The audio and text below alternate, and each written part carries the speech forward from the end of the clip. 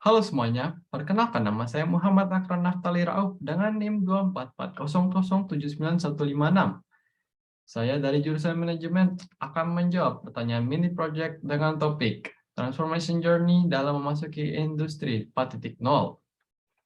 Dimulai dari pendahuluannya, industri dulu sudah melakukan revolusi yang berdampak pada kehidupan manusia, diawali dengan kemunculan revolusi industri 1.0. Ditandai dengan adanya penemuan mesin uap yang digunakan dalam proses produksi barang. Lalu selanjutnya, revolusi industri 2.0 yang ditandai dengan penemuan tenaga listrik yang menggantikan mesin uap. Lalu muncul revolusi industri 3.0 yang ditandai dengan kehadiran internet, teknologi digital, dan otomatisasi. Lalu yang terakhir revolusi yang kita kenal yaitu industri 4.0 yang ditandai dengan munculnya teknologi baru seperti Internet of Things, Big Data, dan Artificial Intelligence. Dapat dimengerti, hal yang paling berpengaruh dalam revolusi industri 4.0 yaitu cakupan data yang kita dapat peroleh dalam jumlah besar dan banyaknya program software komputer yang dapat membantu kinerja perusahaan dalam membuat keputusan yang lebih tepat. Industri revolusi 4.0 kian melakukan revolusi yang perkembangannya cepat dan selalu membutuhkan penyesuaian dari sisi sumber daya manusia atau tenaga kerja. Pentingnya di negara Indonesia untuk bergerak cepat dalam mengatasi isu tenaga kerja yang sesuai agar dapat meningkatkan kesempatan masyarakat untuk bisa bekerja, terutama pada kaum muda dan yang tua. Sumber daya manusia yang unggul dan daya saing tinggi dengan kriteria profesional, produktif, siap bersaing dan menghadapi tantangan global serta revolusi industri 4.0 saat ini. Lalu, dengan memahami konsep 5 dimensi perubahan dalam dunia digital yang mencakupi personal, yang berarti kepemimpinan individu, tantangan, dan serta kelebihan dan kekurangannya. Lalu yang kedua, principle atau prinsip, yaitu reorientasi pada ide pengorganisasian dasar yang baru dan menyelaraskan nilai perilaku sehingga terimplementasi dalam visi tersebut dengan visi dan misi perusahaan. Lalu yang ketiga adalah proses, struktur, dan proses perubahan menjadi transformasi, yaitu tahapan kuncinya dan kemajuan dalam perjalanan.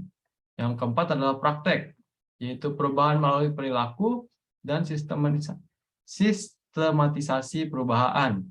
Dan yang kelima adalah pace, yaitu dimensi waktu, kecepatan perubahan bagian komponen, dan tempo proses transformasi itu sendiri. Selanjutnya adalah review literatur. Penulis mengidentifikasi teori-teori dan artikel yang ada di internet berhubungan dengan industri 4.0. Dalam hal ini, penulis berupaya menemukan dan menginterpretasikan data yang memiliki pengaruh terhadap objek kajian penulis sehingga dapat memberikan pemahaman terhadap kondisi terkini dan tantangan yang ada pada industri 4.0. Lalu berikutnya adalah masalah yang dihadapi industri 4.0 seperti keamanan informasi, permodalan, dan sumber daya manusia. Yang pertama, keamanan informasi. Dalam penerapan industri 4.0, keamanan telah menjadi perhatian utama karena lebih sering bergerak secara online atau digital yang berpotensi memberi ruang untuk pelanggaran keamanan dan pembocoran data. Jika hal tersebut terjadi, bukan hanya perusahaan yang akan dirugikan, namun pihak-pihak lain yang berhubungan seperti investor, supplier, dan bahkan juga pelanggan dapat merasakan kerugiannya. Adapun beberapa cara untuk mengatasi hal tersebut adalah dengan menggunakan penyimpanan data secara cloud, memasang antivirus di setiap komputer perusahaan, dan membatasi pengaksesan informasi penting ke anggota-anggota yang berkepentingan agar meminimalisir pembocoran data. Yang kedua adalah permodalan. Maupun ada beberapa strategi yang bisa dijalankan perusahaan terkait penguatan jaringan bisnis mereka untuk mendapatkan modal, yaitu seperti membidik investor baru untuk menanamkan modal dan menjangkau konsumen yang lebih luas untuk meningkatkan penjualan. Tapi untuk bisa meyakinkan investor memberikan suntikan dana, perusahaan terlebih dahulu perlu membuktikan bahwa bisnisnya berjalan lancar dan berpotensi menghasilkan profit. Oleh karena itu, perusahaan perlu menaruh fokus mereka untuk mendapatkan konsumen yang lebih luas yang bisa dilakukan dengan cara menjalankan strategi pemasaran yang tepat sasaran dalam menjangkau konsumen.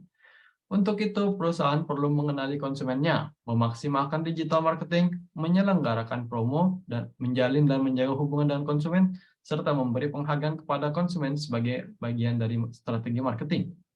Lalu yang ketiga adalah sumber daya manusia. Pengintegrasian industri 4.0 di perusahaan-perusahaan secara tidak langsung meningkatkan taraf standar pekerjaan. Penggunaan teknologi yang canggih, software-software yang kompleks pastinya akan mendorong pekerja untuk menguasai hal-hal tersebut. Dalam membantu mengatasi hal tersebut, perguruan tinggi memiliki peran besar dalam mempersiapkan sumber daya manusia yang dapat bekerja di revolusi industri 4.0.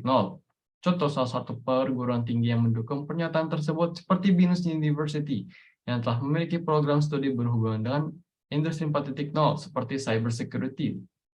BINUS University juga memiliki mata kuliah seperti Business Statistics dan Manajemen Business Information untuk mendorong keterampilan mahasiswa dalam menggunakan software-software yang berhubungan dengan dunia kerja. Jadi, kesimpulannya yaitu bahwa industri 4.0 merupakan revolusi yang paling masif dan memiliki banyak dampak kepada banyak sektor di dunia. Revolusi juga mendorong perusahaan, sumber daya manusia, dan faktor lainnya untuk menyesuaikan agar dapat terus bersaing di jangkauan nasional maupun global. Referensi yang saya ambil dari laporan tugas dari artikel-artikel di internet, kompas.com, kementerian, dan dari BINUS, dan lainnya. Sekian dan terima kasih.